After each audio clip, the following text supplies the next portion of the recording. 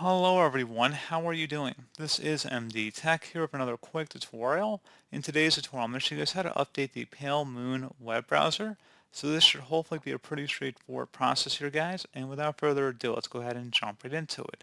So all you have to do is select the Pale Moon button up at the top left corner of the browser, and then highlight over Help. Do not select Help, just highlight over it.